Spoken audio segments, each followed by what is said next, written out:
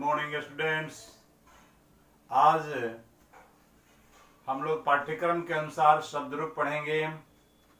इसके पिछले क्लास में हम लोग संख्यावाचक शब्द पढ़े थे और उनका कुछ प्रयोग भी पढ़े थे। आज हम लोग शब्द रूप पढ़ेंगे। आपको लगता होगा पहले से कि पता नहीं 9th क्लास में बहुत ज़्यादा शब्द रूप धातु रूप पढ़ना है क्या, लेकिन आज आपको जो मैं पढ़ा रहा हूँ उसको देखने से आपको पता चल जाएगा कि कुछ रूप तो आप क्लास 5 में ही पढ़ लिए थे और कुछ रूप जो है आप 6-7 तक पढ़ चुके थे। ध्यान दीजिए, पाठ्यक्रम को हमने ऊपर में लिख दिया है। शब्द रूपाणी, बालक की तरह चलने वाले रूप, लता की तरह चलने वाले रूप, साधु एवं नदी की तरह चलने वाले रूप। और सर्वनाम में अगर लिया जाए तो जुस्मद अस्मद है और किम का स्त्रीलिंग पुल्लिंग और नपुंसक लिंग रूप होता है।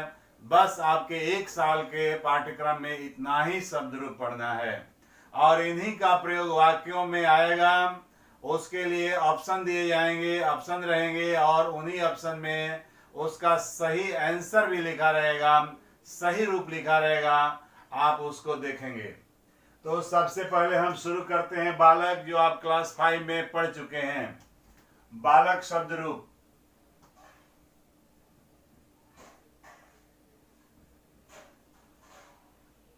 इसको हम लोग अकारांत कहते हैं क्योंकि क में अ है, जिसके अंत में अकार हो यानी अ हो वो अकारांत हो गया। अकारांत शब्द सुनने से, इकारांत उकारांत सुनने से आपको लगता है कि नया कौन सा वर्ड मिल गया। तो जिसके अंत में अ हो, जैसे बालक शब्द है क में अ है, इसलिए ये अकारांत हो गया। लता लिखेंगे तो लता में ता में आ है तो आकारांत हो जाएगा वो, लेकिन वो स्त्रीलिंग होगा, ये पुल्लिंग है। बालक अकारांत पुल्लिंग शब्द रूप, पुल्लिंग शब्द।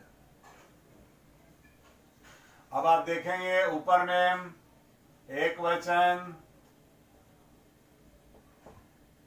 द्विवचन और अगला होगा बहुवचन।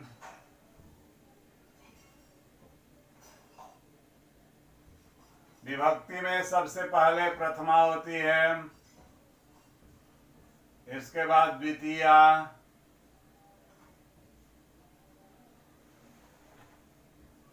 तृतीया, चतुर्थी, पंचमी, षष्ठी, सप्तमी और संबोधन। ध्यान देने योग्य बात यह है कि संबोधन रूप सिर्फ संज्ञा शब्दों का ही होता है। सर्वनाम और विशेषण जो शब्द आते हैं उनका कभी संबोधन रूप नहीं होता है, केवल संज्ञा पदों का होता है। तो प्रथमा में अगर ले लेंगे तो इसका रूप होगा एक वचन में बालका। बालक की तरह राम है, अश्व है, घोटक है, श्याम है, मनोहर है, मनोज है, जिसके अंत में अ होता है। तो बालका, बालको, बालका।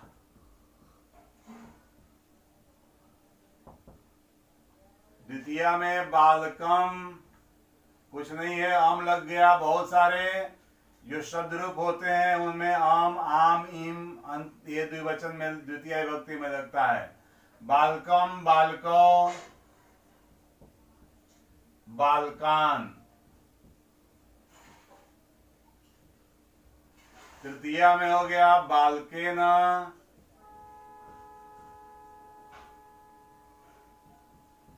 बालकाभ्याम,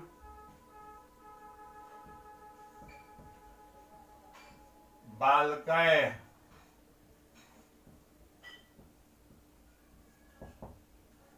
बालकाय,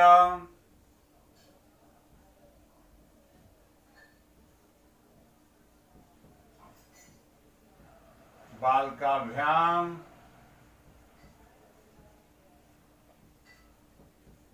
बालकेभ्यः,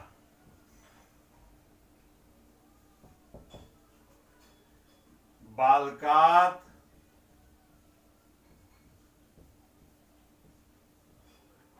बालकाभ्याम,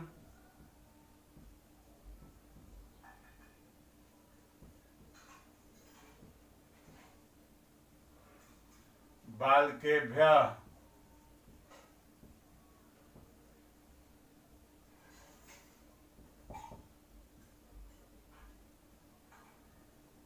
बालकस्य,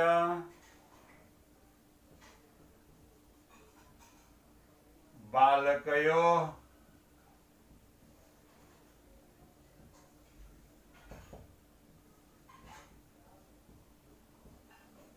बालकानां,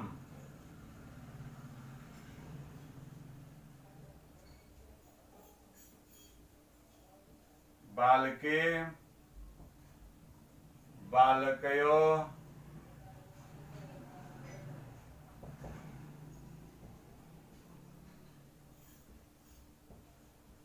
बालकेषु। हे बालक,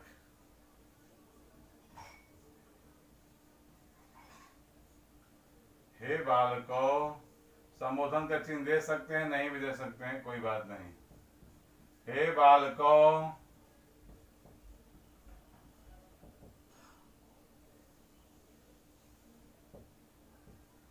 हे बालका।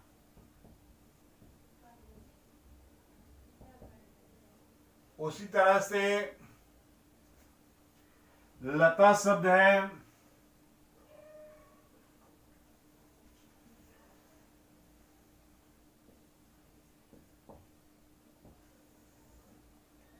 लता है, लता में भी इसी तरह से एक वचन, द्विवचन, बहुवचन होगा, रूप होगा उसका। ये आकारांत बोलता है, इसके अंत में ता में आ है, इसलिए इसका नाम हो जाएगा आकारांत।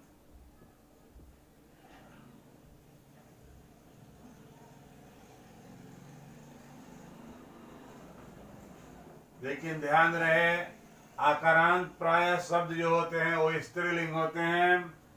प्रायः, मैंने कहा प्रायः स्त्रीलिंग होते हैं। इसका भी वैसे ही एक वचन द्विवचन में रूप चलेगा, विभक्ति में चलेगा। लता, लते, लता, लताम,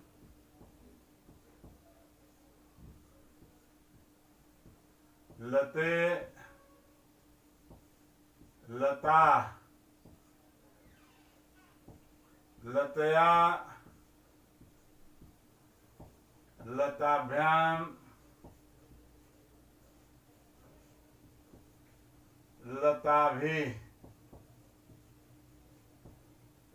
इसी तरह से सबका रूप होगा, किताबों में सबका रूप भी मिलता है। फिर साधु है, नदी है। साधु जो है ध में ऊ है, इसलिए ये उकारांत है, इसको उकारांत बोलते हैं। जैसे भानु है, साधु है, ये उकारांत शब्द है। गुरु है, उकारांत शब्द है। ये सब का रूप एक जैसे चलेगा, उकारांत है। और साधु पुल्लिंग शब्द है, तो पुल्लिंग भी लिख दिया हमने, तो इसका रूप भी आपको चलेगा साधु, साधु, साधव, साधु, साधु, साधव, साधुम, साधु, साधुन, साधुना,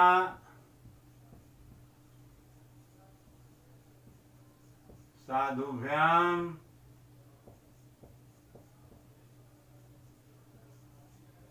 साधु भी।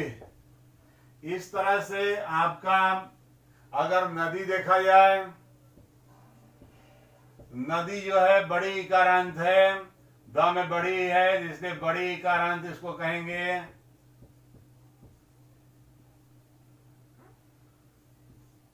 और ये भी स्त्रीलिंग वर्ड है। प्रायः संस्कृत में बड़ी इकारांत वर्ड जो होते हैं वो स्त्रीलिंग होते हैं। बड़ी इकारांत शब्द संस्कृत में मूल शब्द जो होता है वो स्त्रीलिंग ही होता है। जैसे यहां भी रूप होगा नदी, नद्यो, नद्यः, नदीम, नद्यौ, नदी, नद्या, नदीभ्याम,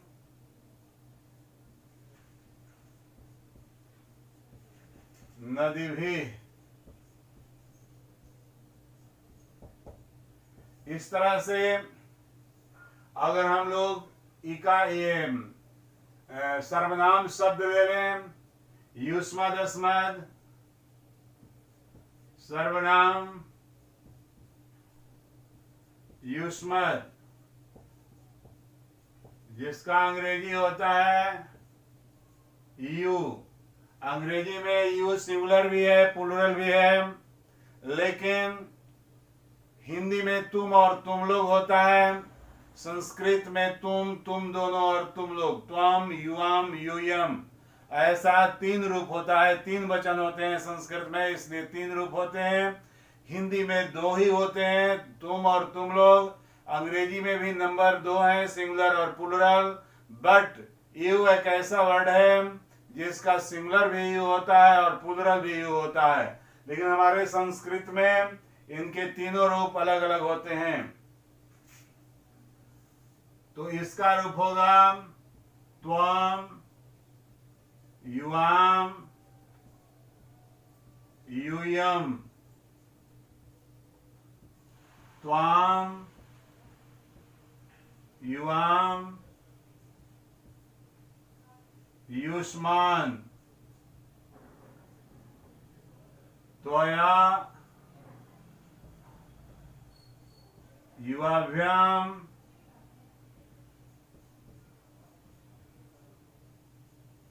युष्माभिः। इस तरह से एक अस्मत् शब्द होता है सर्वनाम में। सर्वनाम में अस्मद्, अस्मद् का अर्थ होता है आई, मैं। हिंदी में मैं होता है, हिंदी में इसका क्या होता है मैं। इसका रूप चलता है अहम, आवाम, वयम, माम, आवाम,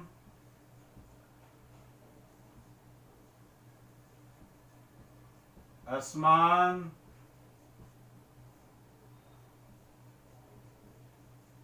मया, आवाभ्याम,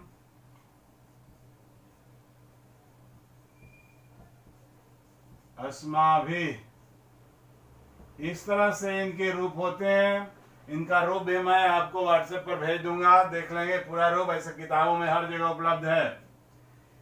एक किम शब्द है जिसको हम लोग इंट्रोगेटिव प्रोनाउन कहते हैं। किम शब्द, किम जो है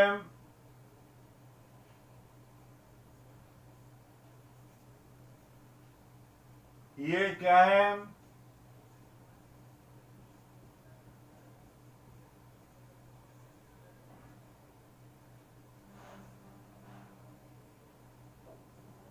ये इंट्रोगेटिव प्रोनाउन है।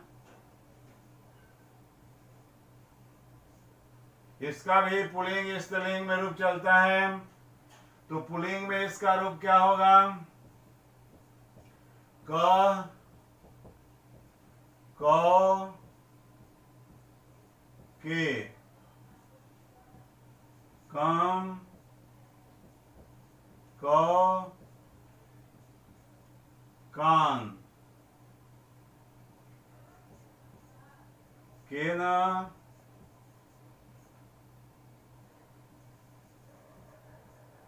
काभ्याम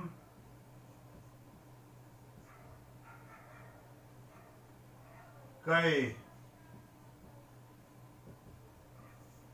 स्त्रीलिंग में देखा जाए, अगर स्त्रीलिंग में देखिए तो इसका रूप होगा का, के, का, काम, के, का, कया, काभ्याम,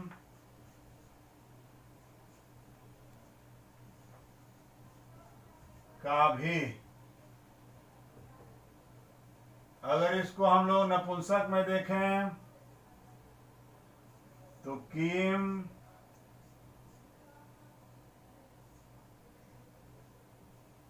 के, कानी,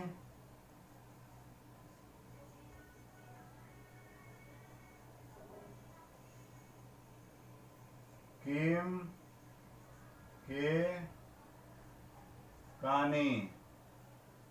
शेष,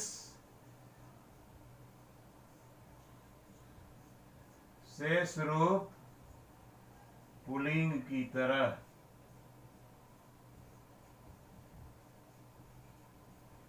तो इस तरह से आपके इतने ही रूप पढ़ने हैं। मैंने तीन तीन ही विभक्तियों तक लिखा है। लता का, साधु का, नदी का, सर्वनाम शब्द में अस्मद जुस्मद का, किम शब्द का रूप तीन तीन ही विभक्ति का लिखा है। मैं आपको उसका सातों विभक्ति में रूप भेज दूंगा। किताबों में सहचर इत्यादि जो इंग्लिश ग्रामर, संस्कृत ग्रामर की पुस्तकें होंगी उसमें वो सब होगा, देख लेंगे। नहीं तो मैं तो भेज दूंगा और कुछ प्रैक्टिस के लिए भी भेज दूंगा। तो अगर हम लोगों को इसका प्रयोग सीखना है, ध्यान दीजिएगा।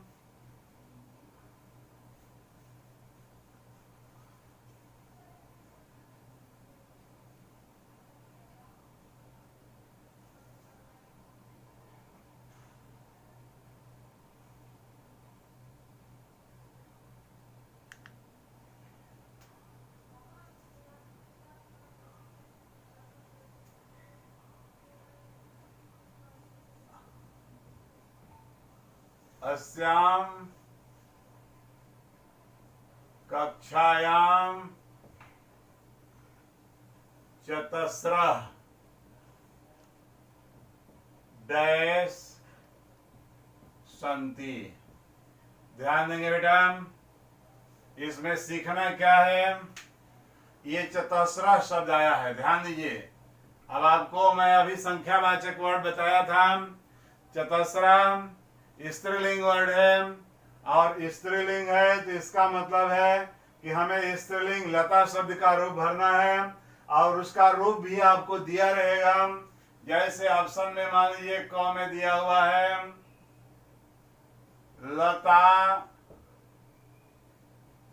ख में दिया हुआ है लतया, और ग में दिया हुआ है लता। तो ध्यान देंगे, ये प्रथमा का है रूप, प्रथमा विभक्ति है। तो यहाँ लता जो है प्रथमा विभक्ति का बहुवचन है, और स्त्रीलिंग वर्ड है। ये इसका एडजेक्टिव जो चतस्रा आया है वो स्त्रीलिंग है। तो लता का बहुवचन में ये लता रूप होगा, क्योंकि चार भी बहुवचन वर्ड है। लता यहाँ रूप होगा।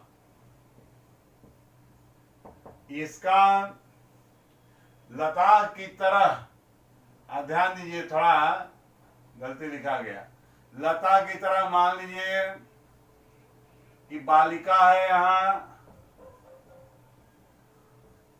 लता लिखने के क्रम में हमें बालिका लिखने के चलते लता लिखा गया। बालिकया है, उसी की तरह बालिका है।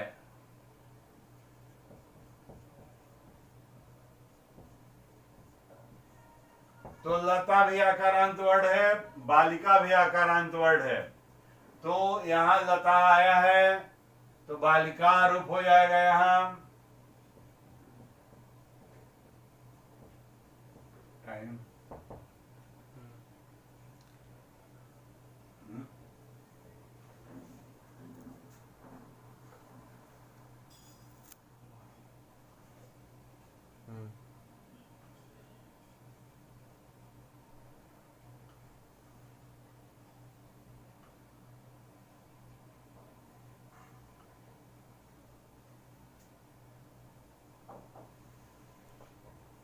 वनेषु डैश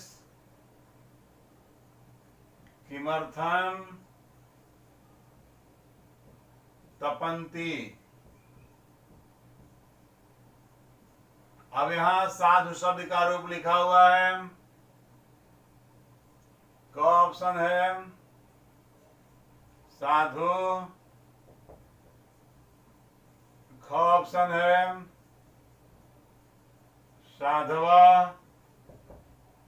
ग ऑप्शन है साधुना। अब ध्यान देंगे, यहां कर्ता के रूप में भरना है और तपंती क्रिया बहुवचन है। साधु एक वचन है और साधुना जो है तृतीया है, कर्ता के रूप में हो ही नहीं सकता। एक साधवा बचा जो कि कर्ता के रूप में हो सकता है, इस यहां पर लिख देंगे साधवा। तपंती क्रिया बहुवचन है, इसका कर्ता साधवा भी बहुवचन हो गया।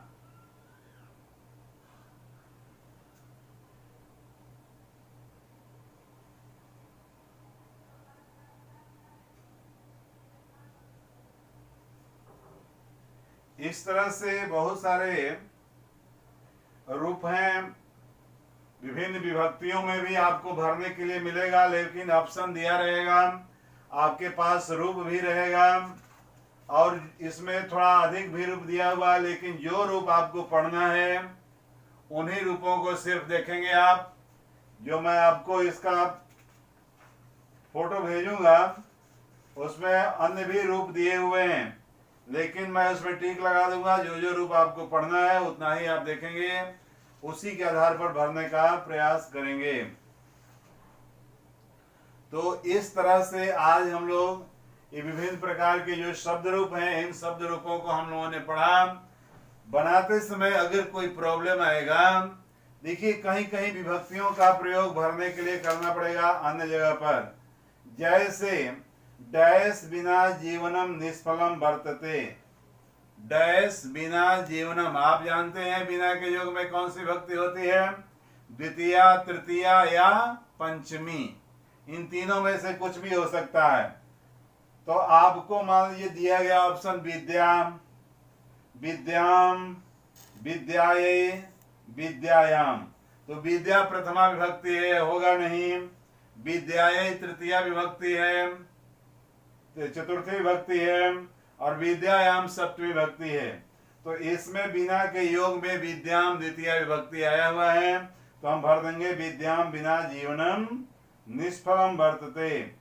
फिर अगला है कि डैश शोभते जीवनम न तु सौंदर्येण। शोभता है जीवन सौंदर्य से नहीं। तो जीवन किस चीज से शोभता है? तो किस चीज से शोभता है, से लगा हुआ है, इसका मतलब कि वहां तृतीया रूप होगा। तो तृतीया के लिए विद्या शब्द का रूप दिया हुआ है, विद्याया, विद्याम, विद्या, विद्यया। तो यहाँ हो जाएगा विद्यया। विद्या शोभते जीवनम न तु सौंदर्येण। फिर अगला एक भरने के लिए है डैश आज्ञा अविचारणीय भवति। आज्ञा जो है विचारणीय नहीं होती है, उन पर विचार किए बिना ही उनकी आज्ञा का पालन करना चाहिए। तो यहाँ शब्द आया है डैश आज्ञा। गुरु भी माने गुरु के द्वारा, गुरुओं के द्वारा आज्ञा। गुरुआ माने गुरु लोग आज्ञा, या गुरु माने गुरुओं को आज्ञा, या गुरु नाम माने गुरुओं की आज्ञा। तो यहाँ सबसे सुटेबल हो रहा है गुरुओं की आज्ञा अविचारणीय होती है, बिना विचारे करने योग्य होती है। अब अगला है, मान लीजिए कि अहम डैश स्व विवाह से निमंत्रण पत्रम ददामी। मैं अपने विवाह का निमंत्रण पत्र देता हूं। तो जिसको दिया जाता है, ददामी। ददामी के योग में, दा धातु के योग में चतुर्थी विभक्ति होती है, आप पढ़े हैं विभक्ति के नियम में। तो यहाँ त्वाम आया है, तुभ्यम आया है, त्वत आया है, त्वाय आया है। तो जिसको दिया जाता है, युष्मत शब्द का रूप यहाँ दिया हुआ है, उसमें चतुर्थी होती है, तो चतुर्थी का रूप इसमें सही तुभ्यम होगा। तो वहां भरेंगे अहम तुभ्यम, मैं तुझे अपने विवाह का निमंत्रण पत्र देता हूं। अगला है छात्रा डैश समिधा आनयंती। छात्र जो है डैश के लिए समिधा लाते हैं। समिधा मीन्स लकड़ियां, हवन करने की जो लकड़ियां होती हैं उनको हम समिधा बोलते हैं। तो छात्रा माने छात्र जो हैं अपने गुरु के लिए, गुरुभ्य गुरुओं के लिए समिधा लाते हैं। तो जो अर्थ बैठेगा या विभक्ति का जो नियम लगेगा वो रूप हम इन खाली स्थानों में भरेंगे, और जहां भी आपको इसके बावजूद प्रॉब्लम आएगा उस प्रॉब्लम के बारे में आप पूछ लेंगे। ये व्हाट्सएप के जरिए कोई जरूरी नहीं है कि हम पूछेंगे, कॉल करके डायरेक्टली पूछ लेंगे, हम आपको विधिवत उसको समझा भी देंगे। धन्यवाद।